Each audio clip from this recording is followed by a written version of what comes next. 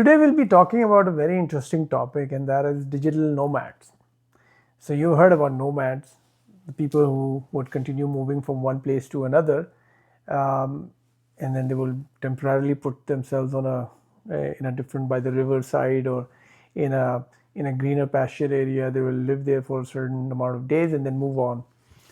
In this new digital age, now we have digital nomads, and since we are knowledge workers and not bound by any geographical location to be able to do what we are doing, we can basically traverse the beautiful parts of this world in order to travel and also do our meaningful work for which we get paid for. So this video is normally it is going to be about how you can pursue this, and also share some of my experiences, what I tried to become a digital nomad, what why it did not completely work out, and what I'm trying to achieve the same goal as well. So first things first, we have to make sure that if we are moving to a specific country, that we are legally allowed to work there. So that's the first thing that you want to make sure. You also want to make sure that the safety aspect of that country is aligned with your risk that you are open to take in a foreign country. There is a good healthcare system in place in case something goes wrong while you are there. So these are some of the major considerations that you want to take, and then of course there is the tax liability factor as well. That there is a tax treaty of some sort, or you are paying your appropriate taxes that you're allowed to do so. So these are the high level things. The other things that you need to consider becoming a digital nomad is that, for example, if you are an entrepreneur, you could consider being a digital nomad. If you have a good arrangement with your employer, then you could talk to them and then tell them that, I would like to work remotely, and then this could also be considered as an option. Third one is that if you are just working as a freelancer, so you work on Fiverr.com or any of the other sites, or you are just doing a gig, you get a gig, you just deliver on that, you get paid for it, and you are working like that. So these are some of the options that you might want to consider, that might be applicable to you, and they may be applicable to you in a certain time frame in your life and circumstances. I will, in today's video, try to address, like, for example, if you are a full-time employee at a company, or as a contractor, if you are working here in Toronto, Canada, or any part of the world, does not have to be Canada for that matter. The first thing that you will have to work out with your immediate boss is that, okay, can you work as a remote worker some part of the world? And that's the first thing. So without going and taking a big jump right out of the gate, you want to first test the waters.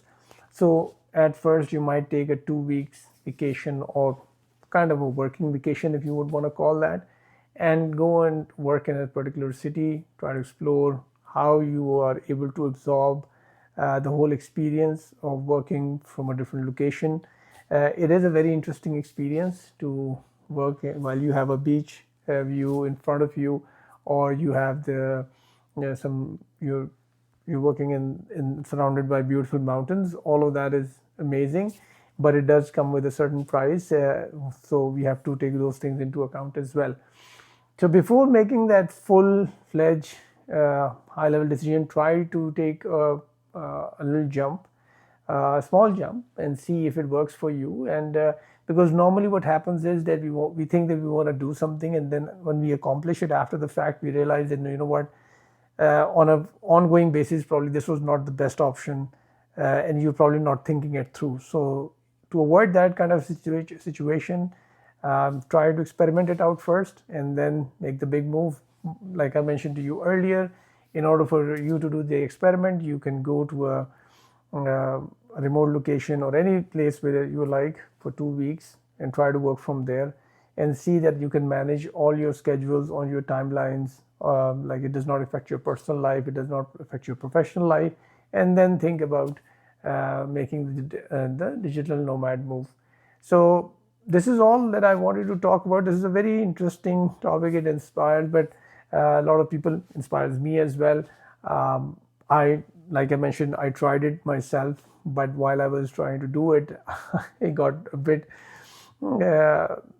I don't say I did not plan it properly, but yeah, I did not plan it properly, and I went on. And our original plan was just to go to Portugal, stay there in a in a resort that was facing the Atlantic Ocean and just work from there. But eventually the project scope expanded, and then I went from Lisbon to Portimao to Granada to Cordoba, and then I flew into Switzerland, and all those things happened.